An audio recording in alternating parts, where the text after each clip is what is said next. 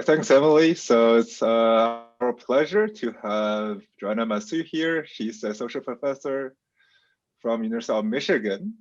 So Johanna is definitely sort of one of the leaders in our field, and she has been recognized by many awards, the Career Award from SF, and the Ernest and Betting Koo Faculty Award. So Johanna has worked on, very diverse range of problems within power systems, including operations, controls, and I think today she'll talk to us about sort of managing both power and water. Right. So Johanna, go ahead. The floor is yours. Great. Thank you, Bastian. Let me see if I can minimize. Okay. I think I got my Skype window minimized. Can you see my screen okay? Yes. Okay, great. Yeah, and thanks for the invitation to give this seminar. I really appreciate it. So my talk today will be about managing uncertainty in coupled power and water distribution networks.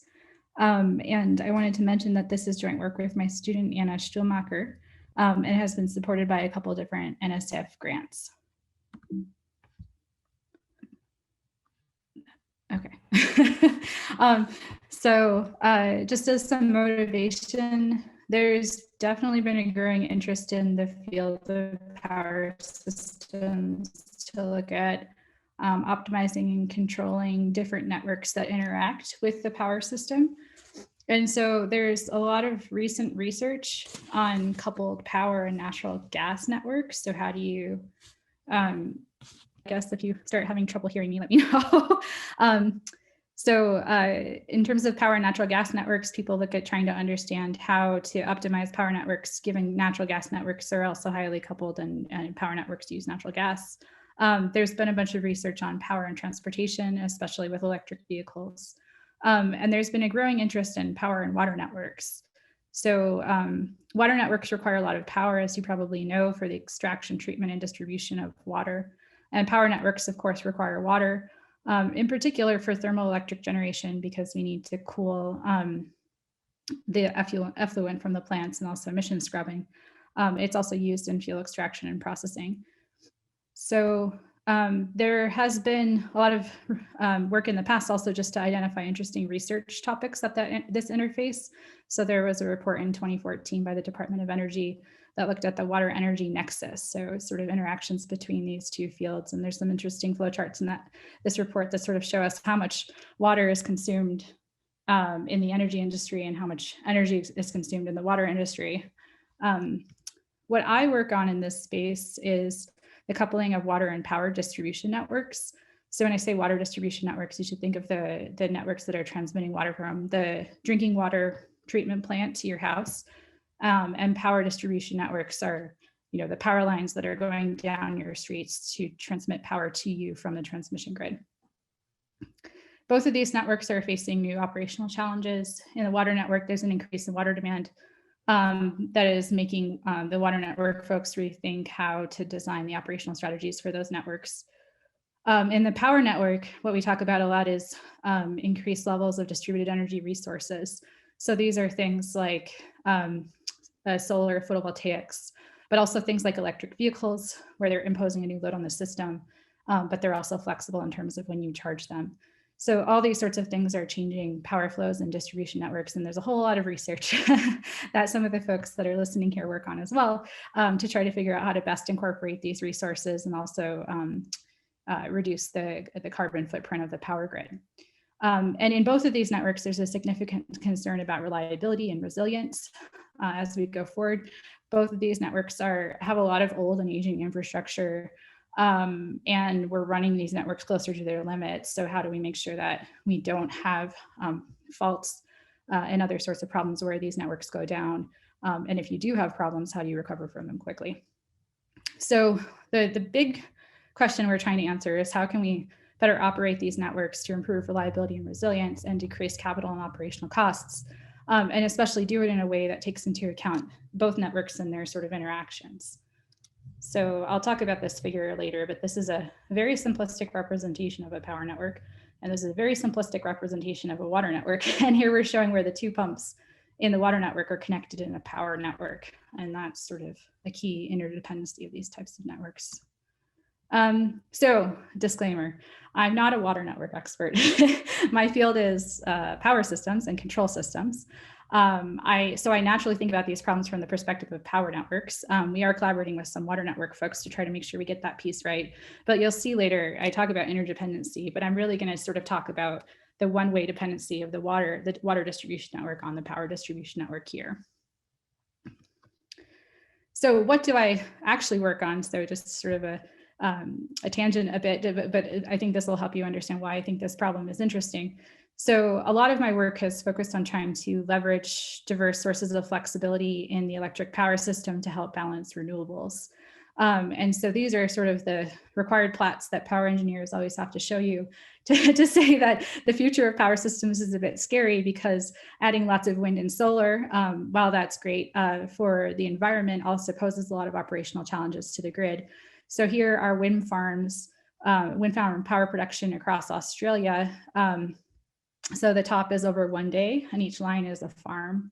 And you can see there's a lot of diversity in terms of how much each farm is producing across the country. And then there's also a lot of diversity over time. So, and these things are very hard to forecast. The bottom is the production over the course of 2 weeks. So you can kind of see the amount of variability you get for 2 different timescales here. And of course, you can look at solar, and here's just one example of a solar power plant and the output of that plant. This is a plant in Arizona. Every time a cloud goes by, you can see there's a huge dip in production by that plant. And again, these resources are kind of, we want to head in the direction of being able to incorporate these resources, but these outputs don't look like traditional power plants. We're not able to sort of control how much they output. They output as much as they output according to how much the sun is shining and the wind is blowing, and this is a challenge for power operation. So one of the problems I work on is non-disruptive load control. So the idea here being that you take a bunch of flexible loads in the power network. In this case, I'm talking about thermostatically controlled loads like water heaters, air conditioners, and refrigerators, and you coordinate their power consumption by designing a controller to control their total power consumption over time. And you do that to track some kind of signal that the power system operator wants to track. So here, the uncontrolled loads would consume this blue line over here over time. Instead, we want them to track this balancing signal, which is black, and they do that by following this red line here. And the idea is to sort of shift their power consumption in time to get them to track this signal. And what this signal could be is the difference between the forecast of renewables and load and sort of everything varying in the grid and what actually happens. So there's going to be some mismatch, and the grid has to balance that mismatch to make sure supply and demand are balanced. And we're doing that by leveraging the flexibility of resources. And I'm not going to talk about this here, but a lot of the work that I've done in the past has looked at coming up with control algorithms to do this in a way that's non-disruptive to this equipment and to consumers inside residential houses. So designing the controllers, designing estimation strategies so that we can estimate the quantities we need instead of having to measure everything, and also learning strategies because these systems are changing over time. How do you understand how they're evolving? So a lot of my work focuses on problems like this, but there are many different sources of flexibility in the grid. So I mentioned thermostatically controlled loads. This is a key source a lot of folks work on because your air conditioner, your water heaters, et cetera, they are flexible in the timing of their electricity consumption. They cycle on and off, but the timing of when they turn on and when they turn off can be manipulated, certainly by a few seconds, but sometimes by a few minutes ahead or behind in time. And that doesn't really affect the service they provide to your house. So these are inherently flexible. So we can leverage these sorts of things. We can also leverage flexibility in industrial and commercial loads, which consume a certain amount of power, but again, there's flexibility in when you turn things on and when you use things. Energy storage is kind of the canonical example of flexibility. Everyone talks about, if we need to balance wind and solar and we need something that's very controllable, we should add lots of energy storage to the grid, like batteries. Costs are coming down, but they're still expensive. And so a lot of my work has tried to use things other than batteries that we have now in play, especially electric loads that have flexibility. Electric vehicles is another thing that lots of people talk about because essentially it's a battery, right? You have this vehicle battery that needs to be charged, but when you charge it is somewhat flexible. And renewables themselves can be flexible. So the plots I showed you before, the wind farms and the solar farm, were outputting as much as possible by doing some kind of maximum power point tracking. But in reality, you can choose to operate these systems so that they're not producing at their maximum, so that you have some control to be able to increase and decrease their production over time. And that can be also used to provide flexibility to the grid. Of course, it means backing off and not producing as much renewable energy as you could otherwise be producing. But the flexibility improves reliability of the system, and that can be even more beneficial than just producing more uncontrollable renewable energy. But back to water. So water, what can water do to the power grid? Well, there's already been a lot of work on using agricultural pumping. So the pumps in agricultural systems to pump water for crops. You can choose when to pump and when not to pump. And that sort of flexibility can help you also balance the grid. And there has been also some work on using wastewater treatment. So the treatment processes at wastewater plants are also flexible in terms of their timing. So you can choose to delay them and so forth. And that can provide a nice resource to the grid as well. So, sorry, just grabbing my watch. So what I'm going to talk about here is water pumping, but drinking water pumping.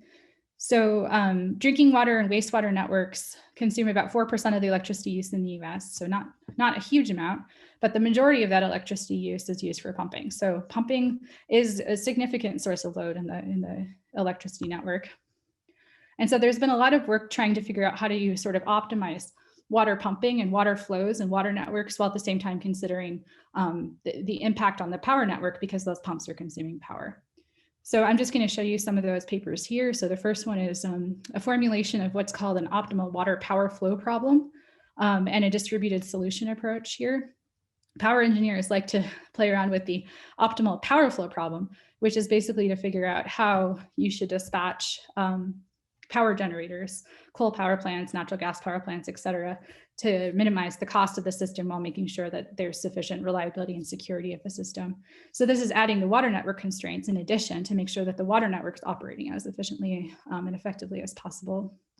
And then there was another paper here that looked at ways to sort of relax and approximate these sort of optimization problems, which are usually, if you write them trying to represent all of the network equations properly, it ends up being highly nonlinear and non-convex. So there's been a lot of research on how do you relax and approximate those constraints to get more tractable solution approaches. And then other papers taking other approaches to leverage water network flexibility. So this paper here was looking at if the water network, if there's too much sort of production in the power network from renewables, how can you use the water network to absorb that, basically increase its consumption, so do more pumping and then store that water somewhere so it could be used later. And then this last paper here was using multiple water networks across the transmission grid and using those to provide flexibility to the power transmission network. In all of these papers, the water and power demand are assumed known.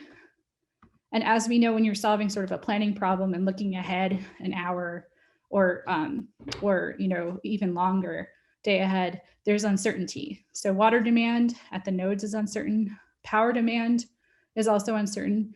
And when I talk about power demand here in this talk, what I mean is the net demand, which is the load minus the renewable injection. So if you have at different nodes in the network, load being consumed by a house, but they also have solar. So we're going to subtract the solar from the load. And then that's going to be the net power demand, which is uncertain when you're solving a planning problem in advance, because you have to forecast that based on, in that case, meteorological forecasts. So how do we leverage the water distribution network pumping flexibility, the fact that the timing of when you pump water is flexible, to support the power distribution network, given that there's uncertainty in both the water and the power demand? So we've been working on this problem for a couple of years now. My student, Anna, has published a couple of papers. So the first two are looking at one part of the problem or the other. So the first paper is looking at how do you formulate a problem assuming water demand uncertainty. And then the second paper is assuming power demand uncertainty. But the paper I'm actually going to walk you through next is an approach that considers both water and power demand uncertainty that was published in the proceedings of the IEEE last year. So Before I move on, are there any questions? I forgot to say, feel free to interrupt me for questions at any point throughout the talk, but I'm going to jump into this paper next.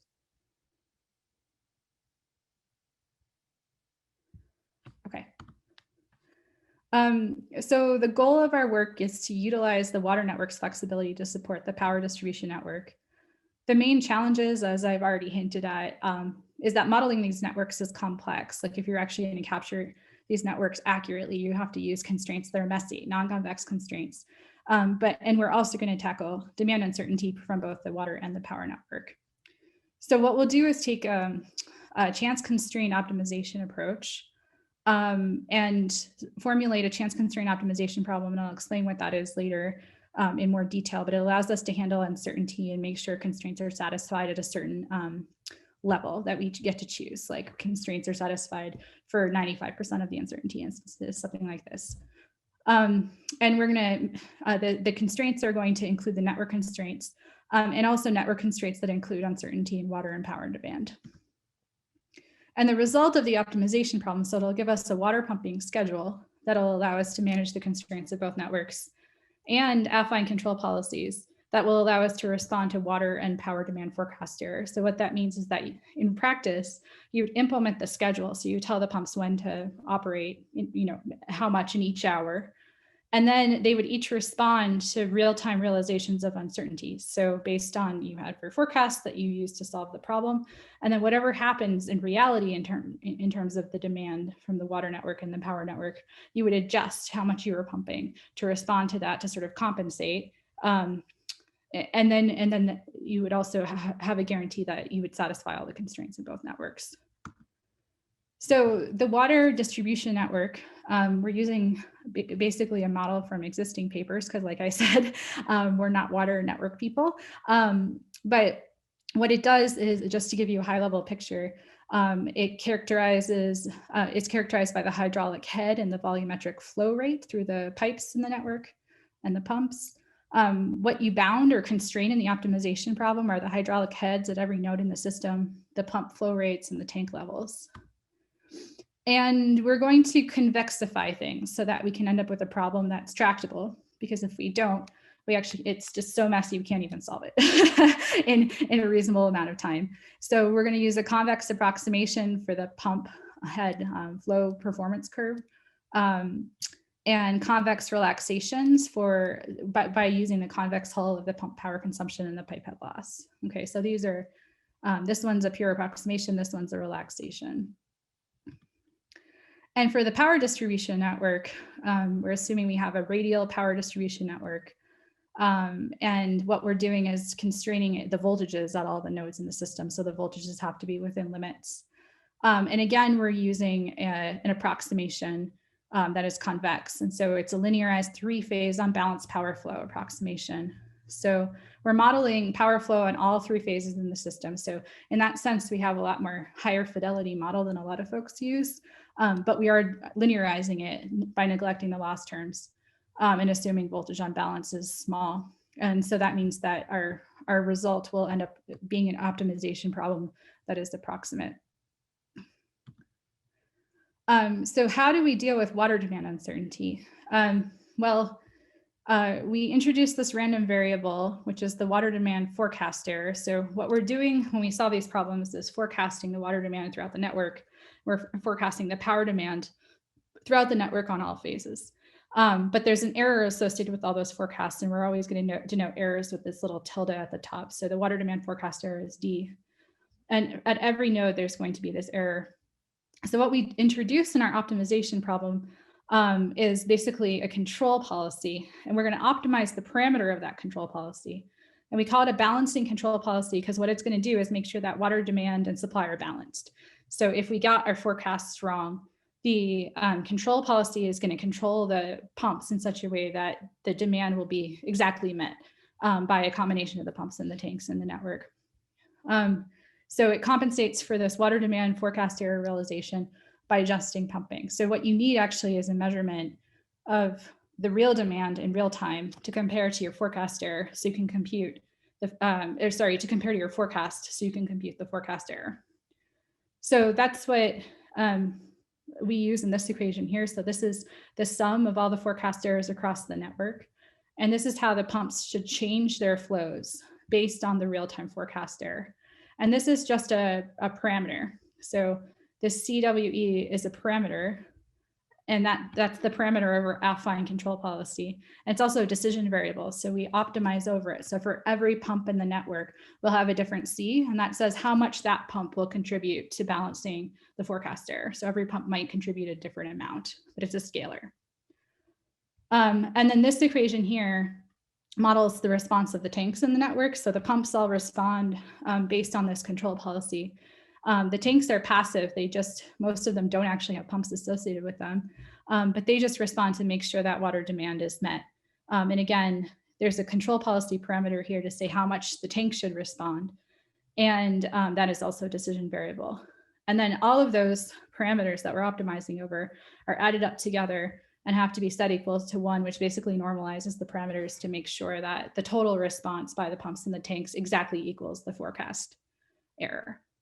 So that's how we handle water demand uncertainty. So this all, even though it's a control policy, it gets stuck in the optimization problem, and what we're optimizing is the parameter associated with the policy. So for power demand uncertainty, we also have a forecast error associated with our power demand forecasts at every bus in the network and every phase associated with that bus. So there might be 3 phases at some of the buses and 1 phase at others, but we represent all of them. And this is a different kind of control policy in the sense that instead of always balancing, the previous one always was balancing water demand forecast error. But for power demand, what we really care about is making sure that our voltage limits aren't hit. So we call it a corrective control policy in the sense that we only really want to be adjusting the pumps if we hit a limit in the voltage. So if we hit a voltage limit, we want to sort of back off or increase power consumption at a specific pump to avoid a problem in the network. So that's shown here where you have, this is a voltage scale. So you have the maximum voltage limit, the minimum voltage limit, and we want to be operating between those limits. Whoops, sorry, my slides seem to be advancing. We want to operate between those limits, and we only want to apply control actions when we're outside of those limits. So we introduce this binary variable S, and that binary variable tells us when we implement our control policy or not, so only outside of these limits. And the control policy looks similar, but now it has S here. So this is how much the flow rates change as a function of the forecast error, a parameter we get to optimize over, and S meaning if we apply the control policy or not. So the pumps all compensate this forecast error, and then CE, the parameter, is again a decision variable. So this is how they're all responding in real time to uncertainty. So the resulting problem ends up being a chance constraint optimization problem, where the goal is to make sure that the problem is feasible for almost all instances of the uncertainty, since these are highly essential networks. Basically, you have to make sure that these networks operate as well as possible almost all of the time. There are other control mechanisms that can kick in if things start to go really, really wrong. So we don't usually solve a robust problem, but chance constraints allow us to sort of tune how much risk we want to take in operating these networks. So we want to minimize the cost of the scheduled water network operation. So that's minimizing the cost of the water pumping schedule. Plus minimize some flexibility costs, where flexibility means how much it's going to change in real time to compensate forecast error from either of the networks. And so what we'll end up with is the schedule. So of the pump power consumption and some flexibility, how much, essentially the parameters of that affine control policy. And then these are the full set of decision variables for the problem. So we're choosing the hydraulic heads and flow rates in the water network. We're choosing the real and reactive power flows, the pump power consumption, and the voltages in the power network. And we're choosing control policy parameters for the water and power uncertainty. So that's for each pump to sort of respond to these uncertainties I mentioned before. And then this is just sort of summarizing what I just said, but we're solving for the operation of the network and the parameters. Those are the kind of key points. Subject to the water and power network constraints. And this is a chance constraint here. So it's the probability of all of the constraints, all of the inequality constraints that include uncertainty from both the water and the power network. this is the probability that, these are all jointly satisfied has to be greater than 1 minus epsilon, where epsilon is a violation level and a design parameter that you get to choose based on how reliable you want your network to be. So everything with uncertainty goes in here. So the approach we take to solving this problem is the scenario approach, which is a bit brute force and wasn't our first choice of what to use to solve this problem. But what it does is it solves the problem robustly for a set of scenarios. And the paper shows that you can get probabilistic guarantees on the solution if you choose the right number of scenarios. So the required number of scenarios is determined by this number here. So n is the required number of scenarios. And then this function, this is the number of decision variables in the problem. This one here is the confidence that you want with which you're going to solve this problem. It's a design variable, and epsilon is that violation level I mentioned before. And it's typical in these sorts of problems to choose epsilon to be 5%. So for 5% of the instances, or even 1% of the instances, you allow a violation. There's advantages to this approach and also disadvantages. So the advantages are that it can help you jointly enforce the chance constraints. And also, it doesn't require uncertainty distributions or any assumptions at all on the uncertainty or the shape of the uncertainty.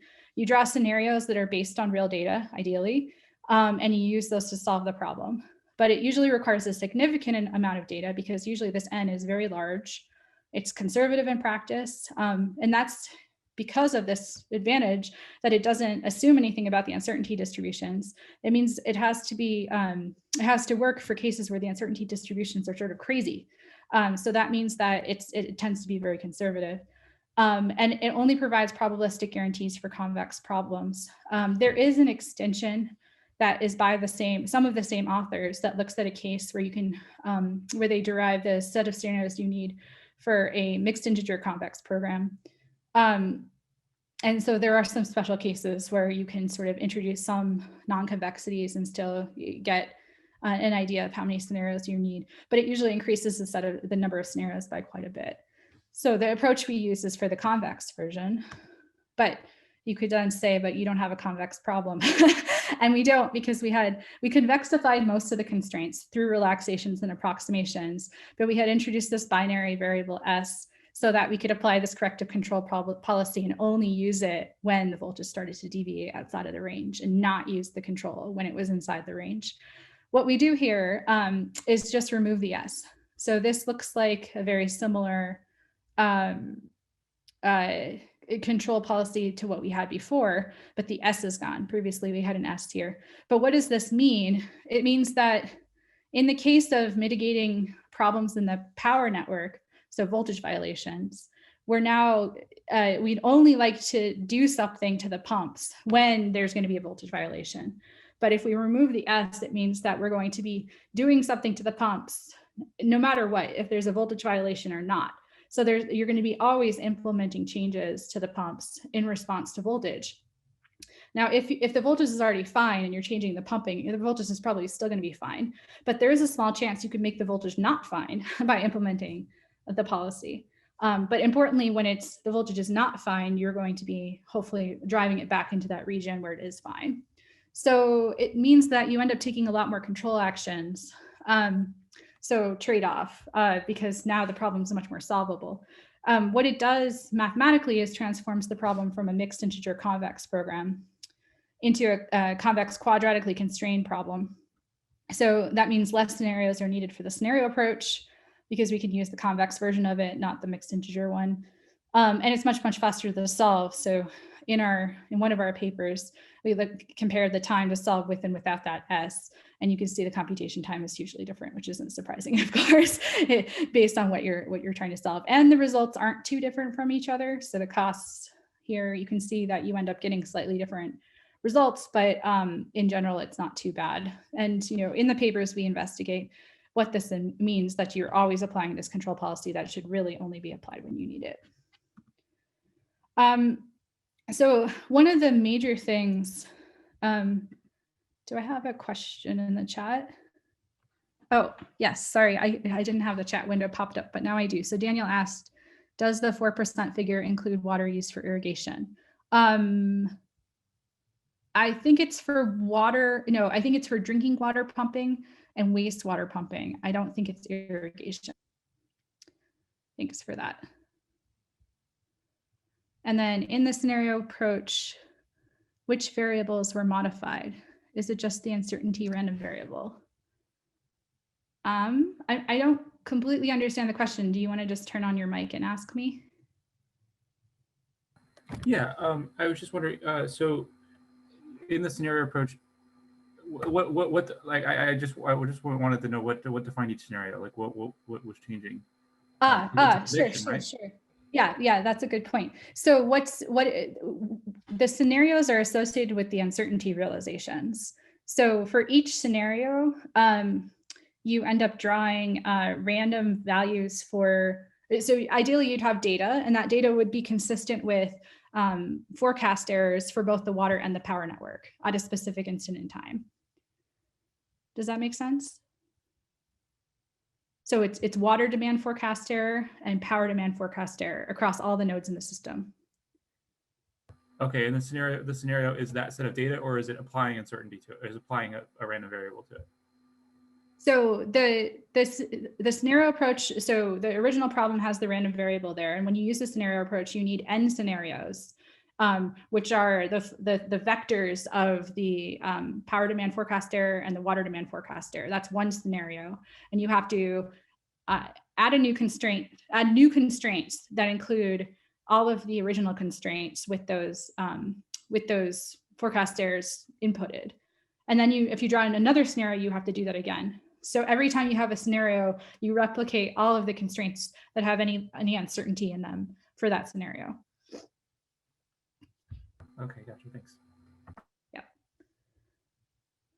Great, thanks. Okay, so flexibility costs. So it wasn't at all clear to us how to model flexibility costs. So this here is saying we're trying to minimize the cost of the pump schedule. And then these two together are minimizing the costs of offering, being able to change the pump consumption in real time.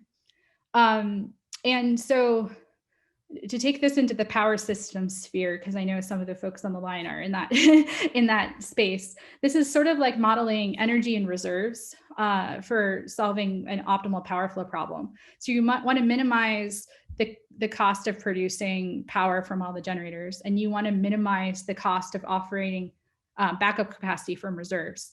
And usually for reserves, what you do is you say there's a certain amount of flexibility that a power plant will offer to the system, and we'll call that R, and you're going to multiply that by the cost of reserves, and you want to then minimize that. And so R is in terms of power. So here what we're doing is we're saying, well, we don't really know what costs money in terms of flexibility. Is it because the pumps are sort of reserving some capacity back? Is it because the pumps are cycling up and down, and so there's some costs associated with cycling? There's lots of sort of different concerns that could come into play here. So what we did was we explored a variety of different ways to sort of cost the flexibility, and I will be fully honest, I don't know which is best, and I'll show you results that also indicate we still don't know which is the best way to think about this part. But one way to think about it is that you could try to minimize the norm squared of these control policy parameters. So this is how much each of the pumps is going to be responding to deviations in, to forecast errors. You could also say that the cost is proportional to how much you're willing to change the flow rate of the pumps. There's some range over which that flow rate is allowed to change in real time, and maybe that's what the cost should be associated with. The one we liked the best at first, but it ended up not working well, was that the cost of offering this flexibility should be proportional to the amount of power that the pumps are willing to adjust. So they operate at some schedule plus or minus some amount. The size of that plus or minus is then the power adjustment range. Maybe there's a cost associated with that. The problem with that is when we formulate it this way, we end up having to use a convex relaxation to keep the problem convex. And so it just doesn't work well because the relaxation isn't tight. So option 3, we've decided at least the formulation doesn't handle it, even though it's the most intuitive option. So there's still some open problems about how you sort of understand how to trade off, the scheduled cost versus the real-time flexibility cost.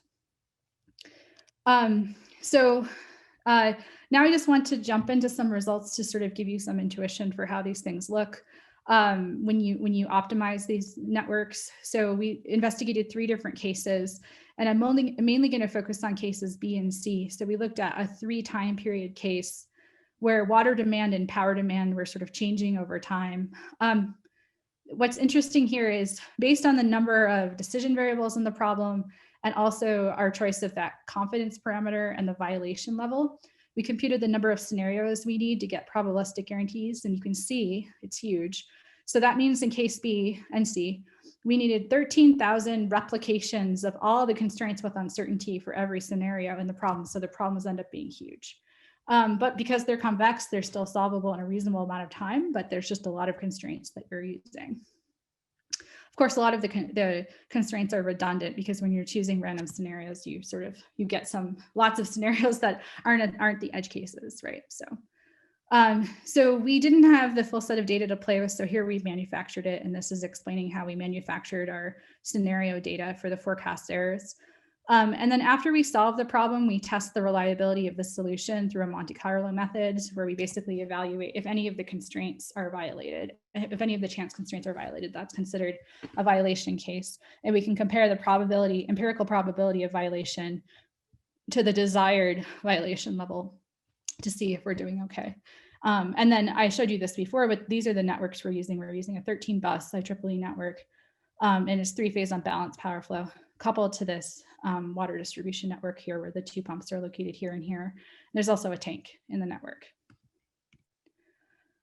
So these are what some of the results look like. So we have 2 pumps, pump 1 and pump 2, and that's what you're seeing. Pump 1's across the top, pump 2 is through the middle, and then the tank output is shown here. So this is the outflow of the tank and the flow rates through each of the pumps. If you solve a deterministic problem without considering uncertainty, the results you get for the schedule are the red dashed lines in each case. And if you solve it using the scenario approach, considering uncertainty explicitly in the problem, you get the blue lines. And then there's one case B here where there's a constant high demand across the network. And then case C where you have a decreasing demand. So these are schedules, and that's one of the outputs of the optimization problem. But the other output of the optimization problem are these control policy parameters that tell you how much the pumps can change in real time to respond to uncertainty. And what I'm showing you here are bands that are showing kind of the range of how much they could respond based on the parameters that come out of the optimization problem. So the main thing to take away then is for case B, you can see that they're very flexible in real time. There's lots of, they're willing to sort of increase or decrease their consumption significantly. Whereas in case C, it's much smaller. There's a lot less flexibility. And another thing you can see is in case B, there's spatial shifting from pump 1 to pump 2, meaning that pump 1 decreases its consumption from the deterministic case. Pump 2 increases its consumption from the deterministic case. And the tank doesn't change too much, but it can provide a lot of flexibility to the network. So it can increase or decrease its outflow rate quite a bit to offer this real-time flexibility to compensate forecast error. Whereas on this other side, you can see that instead of the spatial shifting from pump 1 to pump 2, there over time, there's many more sort of changes in the schedule. So low to sort of mid to higher, and then vice versa here. So this case with decreasing demand sees much more temporal shifting, which is being used to manage the decreasing demand. But that also comes with much less flexibility that you can offer to the system, because as it's managing the changing system, it doesn't have as much sort of slack to be able to compensate forecast error in real time. So you get these sort of interesting results that show sort of the trade-off between the schedule and how much flexibility you can offer. And here's an example of how that corrective control policy action works. So this is a case where in real time, the voltages in the network are worse than you expected them to be. And the pumps have to kick in to increase or decrease consumption to boost up the voltage at least one of the nodes in the system. So what you're seeing on this side is the voltage across all the nodes in the system. These are different nodes down here. And there's 3 phases at each, or there's up to 3 phases at each node in this system.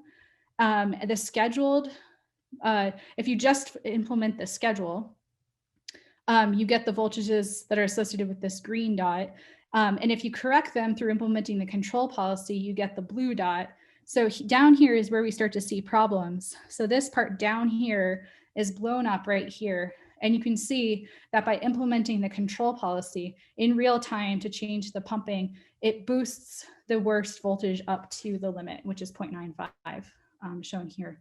So this is how this is working to sort of be continuously correcting for both water demand forecast error and power demand forecast error. And then this plot is comparing the results for the different flexibility cost representations. I mentioned that that third one, the most intuitive one, also doesn't work very well, so it's not listed here. But the first one is sort of pricing the control policy parameters. The second one is pricing the flexibility measured in terms of the flow rate flexibility. And the main takeaway here is that, you know, different cost representations do lead to different solutions. They lead to different solver times. They lead to different energy costs, but that's very close to each other. But the actual scheduled flow rates are quite different. The empirical violation probabilities are both great. So these numbers should be, I'll talk more about this in a second, but these numbers should be compared to what we desired. In these test cases, we were trying to get the empirical violations to be less than 5%. And here we're getting 0.1 and 0.2%. So you can see here, it's very conservative. These flexibility costs aren't directly comparable. They're not really in the same units. But based on all of this, we can say, well, depending on what representation you choose, you get very different results, but it's not yet clear which one is best and how to even understand what's best in terms of costing flexibility for this type of problem. I think I see another question.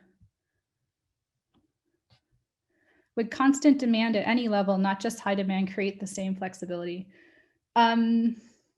If you had lower demand, I think you could offer even more flexibility because you'd be further away from the operational constraints of the system. But I don't have a good visualization for that right now. I mean, it's something that we need to check. Once you have, yeah, no, I think that's, I was going to say once you have really low demand, you might also run into problems, but I think that would actually be fine because these networks can also operate when the pumps are off. So I think lower demand generally helps because you just won't see constraint violations. So that means more real-time flexibility. Thanks for that question. Any other questions while I have the chat window open?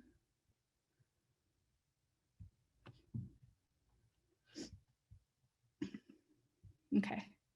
So in terms of how well these approaches work, so if you test the empirical violation, so basically check, like when you draw a bunch of random samples after you have a solution and check those random samples to see if the problem would have been feasible, the probability, the empirical probabilities are very low. So we wanted 5% and we got 0.1. We wanted 3% here and we got 0.1. So incredibly conservative. We're getting much less chance of violating constraints in practice than we're designing for. But again, it's because this approach can handle really diverse and interesting probability distributions.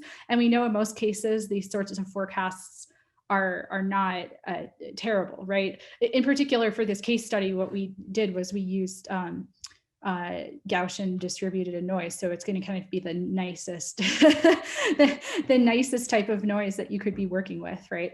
But the problem is when we plugged these different empirical cases back into the non-convex original problem with all the original constraints before the approximations and relaxations, we got violation probabilities of 11%, which are shown down here. So that means that there's 11% chance that you're going to violate the constraints if you use the solutions that were designed hoping for a 5 or 3% chance. And why is that? Well, it turns out that the water network constraints are fine. We're not causing any problems in the water network. We are causing voltage violations in the power network because the linearized model that neglects power losses, is generally over approximating the voltages. And so when you hit a lower voltage limit, you're going to be the actual voltage is going to be even lower. But what it turns out that difference is tiny. So it's like we're slightly over the limit, but when we check if we violated a constraint, we have, because we went over the limit, but just by the tiniest amount. So here you can kind of see that the convex power flow is in green, The non-convex original power flow equations that are much more accurate is in blue. And you can see in this case for this network, the blue is lower than the green. And so if we're using the green in our problem, we're always going to be slightly overestimating the voltages, and that's going to cause a problem right at the limit. So there's a heuristic workaround, is just to heuristically adjust the limit. We could also use a better power flow model, specifically one that approximates losses. And there are some that are still linear that are able to approximate the losses. So this doesn't seem like a huge hang up, but right now those probabilities, empirical violation probabilities, don't look great. So that sort of makes us think that, maybe chance constraints aren't the best thing here. In particular, chance constraints give us no insight into the magnitude or duration of the constraint violation. It just says, is the constraint violated or not? And then what's the probability of that happening? But we know for lots of these constraints, especially something like a voltage constraint, you don't actually care if it's violated a little bit sometimes. You care if it's violated a lot or for a long period of time. So that means that, this tool of using a chance constraint, which is sort of this binary yes, no, is it violated or not, isn't going to give us full information about the problem. And in the paper, we spent a lot of time looking at the impact of the convexification of the water network, so which uses both the approximation and the relaxation. We find that it's pretty reasonable for this test system, but that might be test system specific. And there's some details here on kind of which relaxations and approximations work better or worse and why they work well. But, so for now, we have to sort of keep our eye on this to make sure that all of these things we're doing to the water network to make the problem easier to solve aren't causing issues in terms of performance. But so far, it hasn't been the main issue. The voltage issue has been bigger. Okay, so I just have this one more technical slide I wanted to mention, but what we also did, because we know that, formulating this problem is messy and big, and it ends up being this enormous optimization problem to solve. Are there ways to simplify it? So the control policy for power uses forecast errors measured at each node and phase in the system to be able to respond in real time to that forecast error. So we said, well, instead of doing that, instead of having to have a measurement at each node and phase throughout the system, transmit that back up to the controller so it can take an action, could you combine some of those forecast errors and respond to sort of combinations and much less information than you had before? So we looked at simplifying this control policy formulation, and you can see here some of the simplifications. Instead of having up to 3 phases at each node of forecast error information, could we instead take the forecast error from these nodes combined across all 3 phases? So we did that for simplification 1, and simplification 2 uses even an even more simplified version where we just have sort of 2 zones. And here's the comparison. So you can see here that for each of this is the base case where we don't do the simplification, and then simplifications 1 and 2. What we care about is, in part, is improving the solver time so that the problem can solve faster. And what we do see is that they do decrease the solver time. However, it does increase the cost of operating the system. So it ends up being that the energy cost is the same for both for the simplification, the base case, but it increases the flexibility cost to use these simplifications, and it decreases the violations, which basically just, you should interpret this as like, by doing this, by simplifying the problem, we're actually making it even more conservative. So we're reducing the amount of the size of the optimization problem, but we're simplifying it in a way where we're not capturing all the bits of flexibility in the system as individual units. We have to operate them sort of together, and that in turn makes the problem more conservative, and so it increases cost and decreases the chance of violations of constraints. So that was basically what I had today, and I just want to sort of conclude with some takeaways. What I've shown you is that this temporal and spatial shifting of pumping and water networks can be used to support the power distribution network, both in terms of minimizing the cost of pumping and trying to avoid constraints in the network, but also to respond in real time to forecast error. So it's not just the schedule that we're doing right, it's the real-time forecast error and then coming up with the control policy to respond to that. We've used tools from convex optimization, chance constrained programming, and the scenario approach. There's so much more to be done in the methods that we're working on now. We're really hoping to get a much simpler version of the optimization problem working and possibly representing the uncertainty in clever ways so that we can reformulate the problem and not have to represent everything with scenarios. This type of approach tends to produce a relatively high cost but high reliability solution because you want to maintain feasibility for so many of the scenarios. And then here I list that future work. So improving scalability, we're actually working on a robust version of the problem right now. And also minimizing information sharing and required measurements, because you have to have these real-time measurements of the realizations of all the random variables and transmit them back to the pumps. And then also we're looking at, can we use these networks to provide more services? So I've focused on providing voltage support to the power distribution network. But there's additional flexibility that's probably not leveraged because most of the time there's not voltage problems in the network. So can you provide some other services like frequency regulation or something with water pumps at the same time? So that's what we're working on now. And I would happily take questions. Thank you. Great. Thanks, Johanna. Any more questions from the audience? Just some general discussion questions that came up from the presentation. First, at the highest level, it seems like you're mostly focused on distribution benefits instead of transmission benefits. Is that the case? Yeah, so here we are just focused on distribution, but sorry, I hit something. Okay, here we're mostly focused on voltage. But like I mentioned, what we're working on now is trying to provide more services for the transmission grid by providing ancillary services like frequency regulation too. Yeah, I would argue that you're probably, that's where most of the value would be for the integration of water and power systems issues. In the end, many of the small local issues, distribution level and short term, are easily solved through a wide variety of choices that we have. So in terms of the value proposition for this, a lot of it is really on how water integration can provide flexibility at the bulk power system level. And when you get to that, then some of the simplifications you're looking for become obvious. So for example, you don't need linear three-phase model because you're not worried about voltage issues on the distribution grid. But you also then need to be looking at a normal stochastic method rather than a chance constraint. And I wanted to ask about that. What was the reason that you selected chance constraints approach instead of just a more economically based stochastic model formulation? What do you mean by economically based, like minimizing the expected value of some costs? Well, that would be part of it. Yeah, I mean, chance constraint is you correctly identified that it has limitations because it doesn't actually consider economics.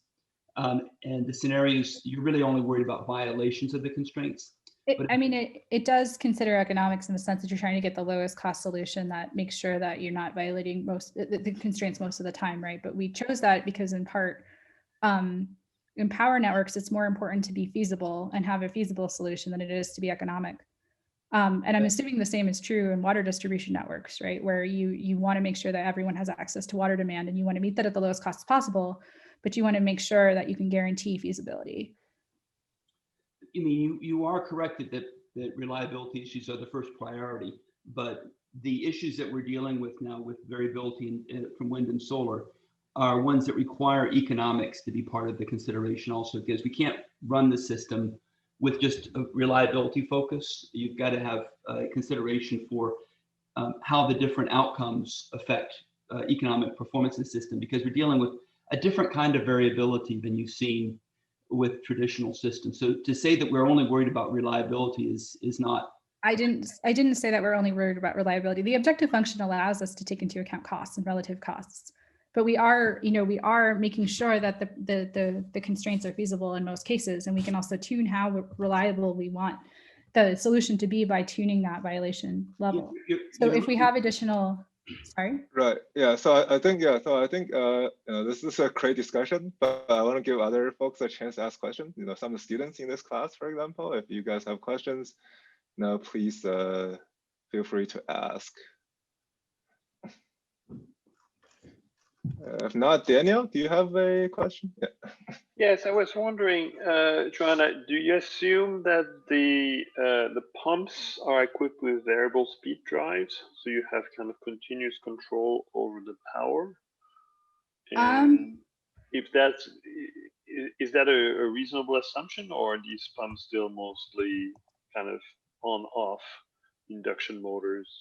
We assume we can control the flow rate up through the pump, and we're not assuming we turn them on off. If they're on the whole time within their range. Like, you know, we're not solving the unit commitment equivalent, but we have control over the flow rate through the pumps. And I am trying to remember the pump model if we use, because we've played with different versions where you have variable speed and variable power, right? And I don't remember exactly. I need to check. Sorry. I respect the fact you're not a water network expert, but do you know if that's common for water pumping systems to have variable speed drives? Yeah, I think they're less common, but they exist, is sort of what we've heard. And so we've been trying to see what would happen if we use one versus the other, because people have told us that they both exist. Right. Thanks. Okay, so to the students in this class, so thanks for attending. You guys are free to go. We'll see you next Tuesday. For the other folks, you know, if you want to hang out a bit longer, we can do that. Thanks, guys.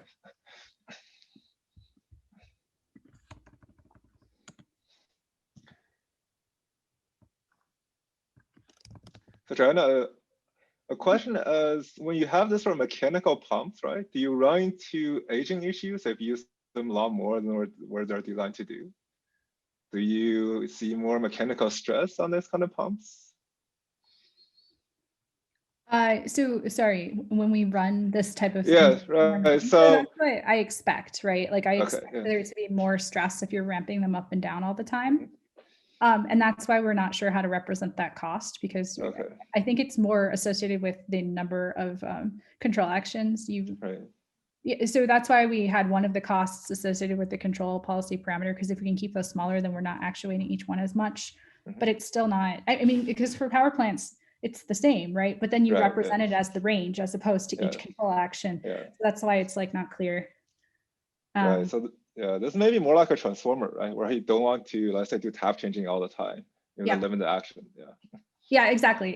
You don't want to do it all the time. So, but how do you capture that in the optimization problem when you don't know what you're going to be responding to in real time? Because you're just providing the flexibility band, not the actual control action. So I just checked, and the results I showed here were for fixed speed pumps. For Daniel. So, but fixed speed, so is this a fixed amount of power then? It's fixed speed, but it's variable power and flow rate. Also, they're not on off. Huh? You put a valve on the pump?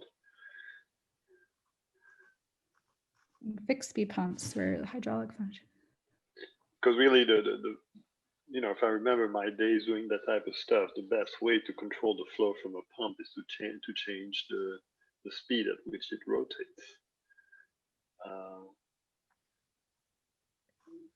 I think so. You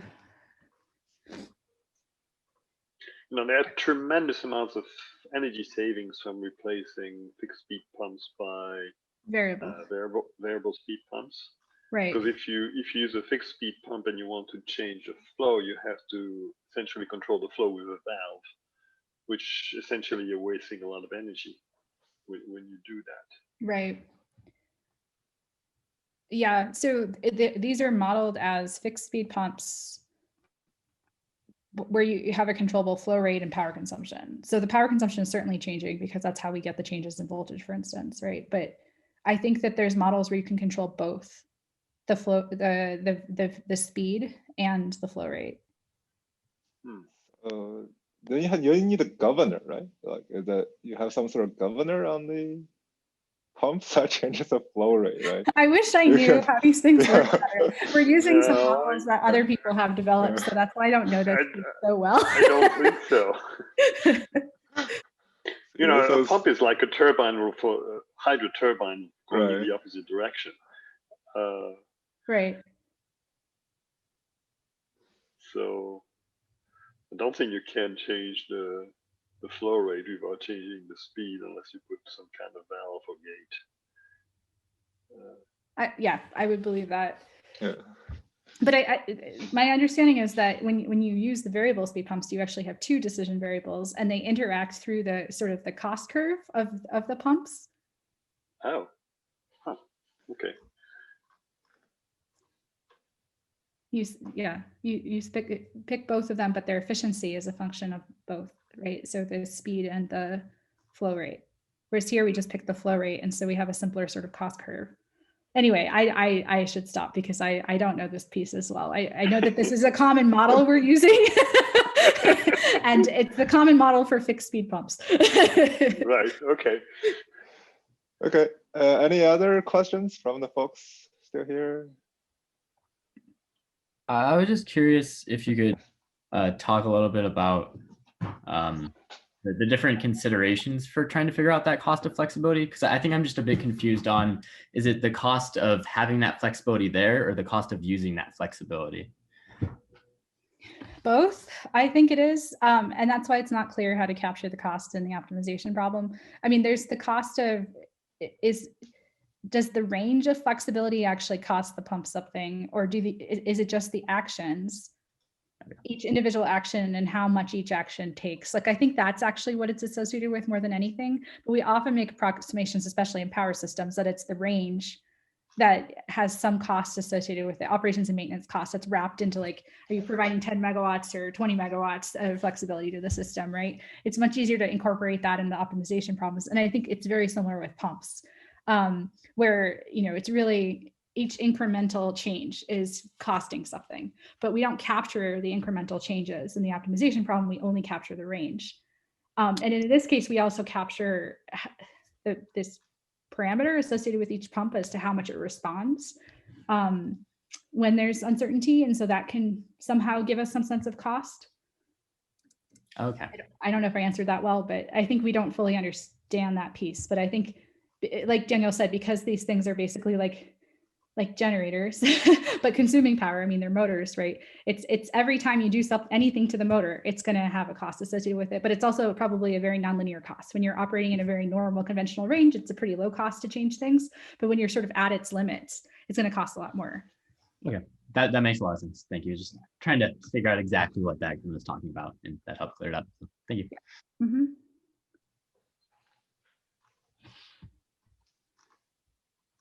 Other questions? If not, Emily, I guess you can end the recording with that.